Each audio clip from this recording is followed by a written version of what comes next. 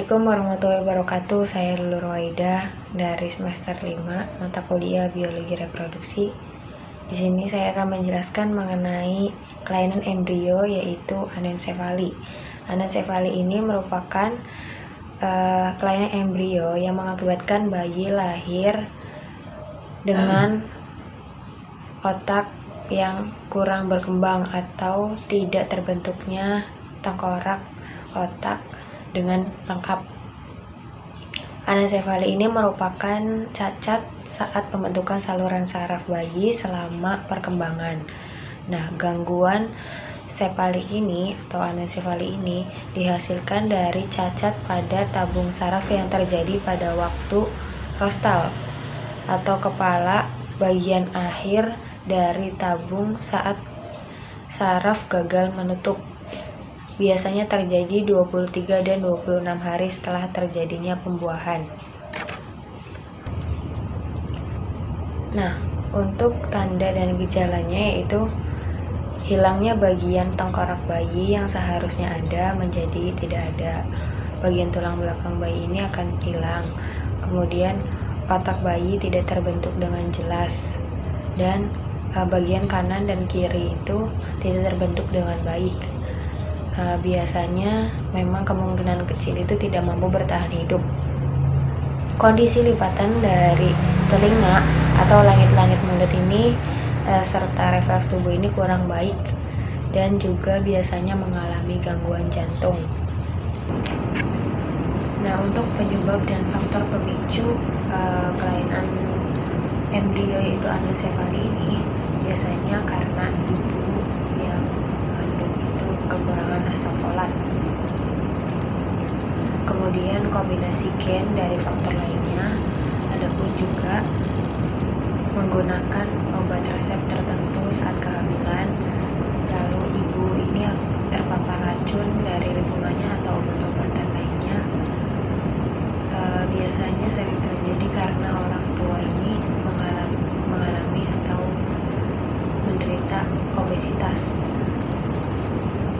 Kemudian karena sebelumnya ini sudah mempunyai bayi tersebut, bayi dengan kelainan anencefali, sehingga peluang bayi kedua itu sekitar 4-10% dan bayi ketiga itu 10-13%. Nah, untuk mengidentifikasi anencefali ini dapat dilakukan dengan 4 cara. Yang pertama yaitu tes darah, kedua amniocentesis, ketiga USG, dan keempat MRI fetal. Untuk pengobatan dan pencegahan yaitu pengobatan dari anencefali ini biasanya bayi akan ditaruh atau dibiarkan di dalam tabung inkubator, dan untuk pemberian makan ini dilakukan dengan cara dipompa untuk mengganti dia menyusu. Kemudian pencegahan dari anencefali yaitu ibu saat mengandung ini harus memenuhi asam folatnya sesuai dengan anjuran dokter. Kedua, mengkonsumsi makanan sehat dan sering check up ke dokter. Kemudian bagi ibu yang telah mengalami anencefali atau pernah mempunyai bayi yang mengalami anencefali ini disarankan untuk memperbanyak konsumsi asam folat dengan takaran tertentu. Halo teman-teman, perkenalkan nama saya Asri Nur Fitriani. Pada kesempatan kali ini saya akan menjelaskan kelainan pada embrio yaitu spina bifida. Teman-teman, apakah kalian sudah pernah mendengar apa itu spina bifida? Memang terdengar jarang sekali. Namun spina bifida adalah cacat lahir yang terjadi akibat terganggunya pembentukan tabung saraf selama bayi dalam kandungan. Hal ini menyebabkan munculnya celah pada ruas tulang belakang si bayi. Spina bifida ini terbagi menjadi 3 macam. Yang pertama ada spina bifida oculata. Spina bifida oculata adalah jenis spina bifida paling ringan karena celah yang muncul pada ruas tulang belakang berukuran sangat kecil. Nah, spina bifida ini umumnya tidak mempengaruhi kerja syaraf sehingga kemunculannya jarang disadari oleh penderitanya. Nah, yang kedua ada meningocoel. Meningocoel ini adalah spina bifida dengan celah pada ruas tulang belakang yang cukup besar. Pada kondisi ini, selaput pelindung saraf itu biasanya membentuk kantung pada punggung bayi tersebut. Nah, kantung yang keluar melalui celah ruas tulang belakang ini biasanya berisi cairan yang merupakan cairan sumsum tulang belakang tanpa serabut saraf. Nah, sehingga penderitanya bisa tidak merasakan keluhan tertentu. Nah, yang ketiga ini ada myelomeningocoel. Myelomeningocoel adalah jenis paling berat. Kantung keluar dari celah tulang belakang berisi cairan dan syaraf tulang belakang. Keluhan dan gejala bergantung lokasi. Tingkat kerusakan saraf tulang belakang, saraf mengalami kerusakan akan muncul gangguan berkemih. Nah, lebih parah lagi terjadi kelemahan total atau paralisis dari tungkai yang disertai dengan gangguan berkemih tersebut. Adapun gejala dari spina bifida tergantung dari jenisnya. Yang pertama ada myelomeningocoel adalah tipe spina bifida paling serius. Kondisi ini ditandai dengan munculnya kantung berisi cairan melalui lubang dan punggung bayi.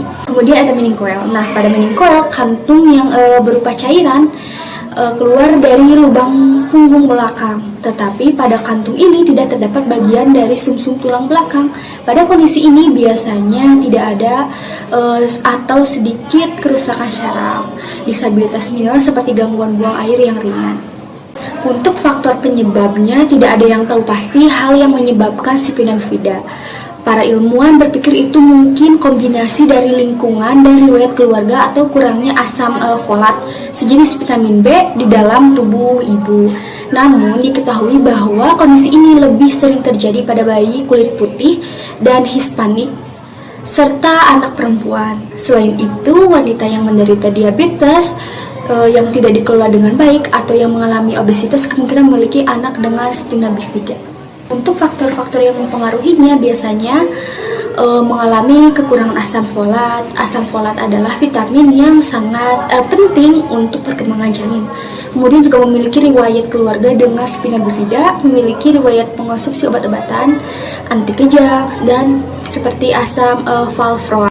Terdapat beberapa cara untuk pencegahan dari spina bifida ini, diantaranya mengkonsumsi 400 mikrogram asam folat, kemudian bicaralah dengan dokter atau apoteker tentang obat resep dan obat bebas apapun, vitamin suplemen, diet atau herbal yang diminum, hindari terlalu panas tubuh seperti yang mungkin terjadi jika menggunakan bak mandi air panas atau sauna, dan juga jika demam harus segera ditangani.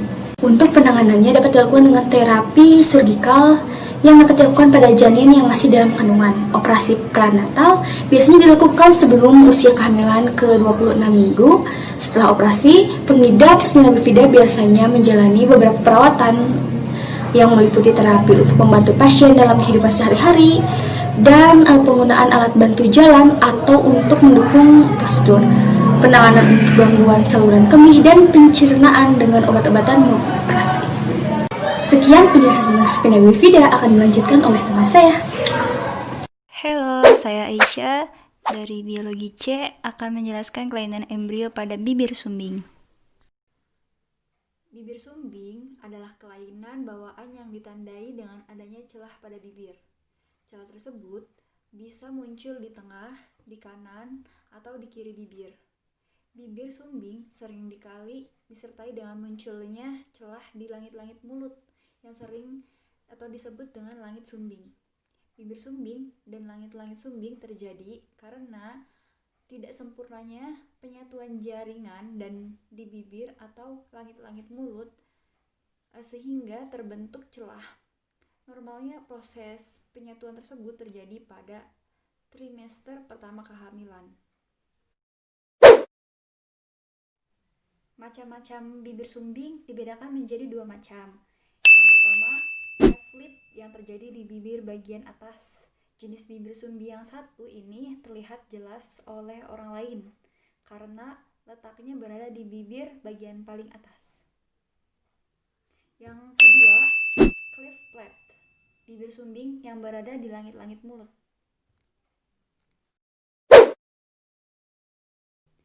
Penyebab penyakit bibir sumbing ini ada dua faktor. Yang pertama, faktor genetik atau faktor keturunan. Faktor genetik ini mempunyai peranan besar pada penyakit penyebab bibir sumbing. Orang tua atau saudara kandung bisa jadi mewariskan gen pemicu timbulnya bibir sumbing. Semakin banyak anggota keluarga yang mengalami penyakit bibir sumbing, akan semakin besar pula kemungkinan anak untuk melahirkan bayi dengan cacat bawaan tersebut. Selain dari faktor keturunan, hal lain yang turut menjadi penyebab bibir sumbing pada bayi yakni faktor lingkungan atau gaya hidup. Sebagai contoh, ibu hamil yang terpapar virus kimia atau memiliki peluang besar untuk melahirkan bayi dengan celah pada bibir atau pada bibir sumbing. Kemudian faktor risiko penyebab bibir sumbing, yang pertama menderita diabetes. Beberapa ahli percaya bahwa perempuan yang terdiagnosis dengan diabetes sebelum hamil kemungkinan dapat meningkatkan risiko terkena bibir sumbing. Kedua, memiliki berat badan berlebih atau obesitas. Ada beberapa bukti yang menunjukkan bahwa memiliki berat badan yang melebihi batas normal, peluang wanita melahirkan bayi dengan bibir sumbing. Yang ketiga, jenis kelamin. Angka kejadian bibir sumbing lebih banyak ditemukan pada bayi atau anak-anak berjenis kelamin laki-laki dibandingkan dengan perempuan.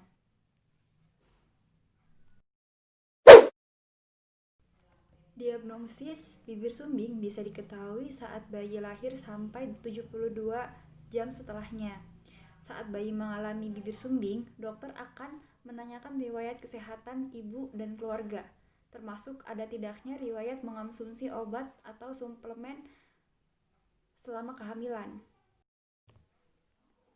Pencegahan pada bibir sumbing ini, beberapa ahli percaya melakukan pemeriksaan genetik ke dokter jika ada anggota keluarga yang mengalami bibir sumbing, melakukan pemeriksaan kehamilan secara teratur sesuai jadwal yang diberikan oleh dokter, menjalani hidup sehat selama kehamilan, seperti mengonsumsi makanan yang sehat, yang bergizi, seimbang, serta mengandung asam folat, menjaga berat badan agar tidak mengalami obesitas selama kehamilan.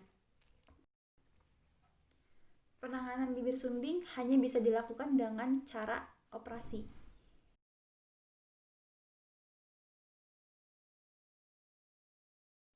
Saya Farido, di sini saya akan menjelaskan tentang talasemia. Talasemia ini merupakan kelainan darah yang disebabkan oleh faktor genetika sehingga mengakibatkan hemoglobin tidak berfungsi secara normal. Talasemia ini terbagi menjadi dua, yaitu talasemia minor dan talasemia mayor. Talasemia minor ini merupakan kondisi saat jumlah rantai alfa atau beta yang berkurang itu hanya sedikit dan biasanya tidak berbahaya dan hanya sebagai pembawa sifat. Kemudian talasemia mayor ini merupakan kondisi saat jumlah rantai alfa atau beta ini yang berkurang sangat banyak sehingga talasemia ini sangat berbahaya dan membutuhkan darah seumur hidup. Kemudian talasemia ini disebabkan oleh faktor genetika, di mana terjadinya mutasi DNA sel yang memproduksi hemoglobin yang seharusnya diproduksi dari rantai alfa dan beta, jadi dua-duanya. Kemudian talasemia ini mengakibatkan terjadinya gangguan pada produksi hemoglobin dalam sel darah merah. Adapun ciri-ciri talasemia, yang pertama itu adanya masalah tulang. Kemudian yang kedua itu anemia. Yang ketiga terlalu banyak zat besi dalam darah. Dan yang keempat yaitu pertumbuhannya terganggu. Adapun gejala talasemia yaitu yang pertama sering mengalami pusing dan sering kelelahan. Kemudian sakit perut dan nafsu makan menjadi menurun. Kemudian yang ketiga yaitu menstruasi tidak teratur dan kadar gula dalam darah juga semakin tinggi. Kemudian yang keempat yaitu kulitnya terlihat pucat dan urinnya itu berwarna gelap. Pengobatan talasemia itu bisa dilakukan dengan cara transplantasi darah dan sumsum tulang. Kemudian yang kedua bisa juga dengan cara operasi pengangkatan limfa. Terus yang ketiga bisa juga dengan transfusi darah berulang. Yang keempat bisa melakukan terapi helasi zat besi. Kemudian yang kelima yaitu mengkonsumsi suplemen asam folat dan juga menerapkan pola hidup sehat. Sekian dari saya, terima kasih.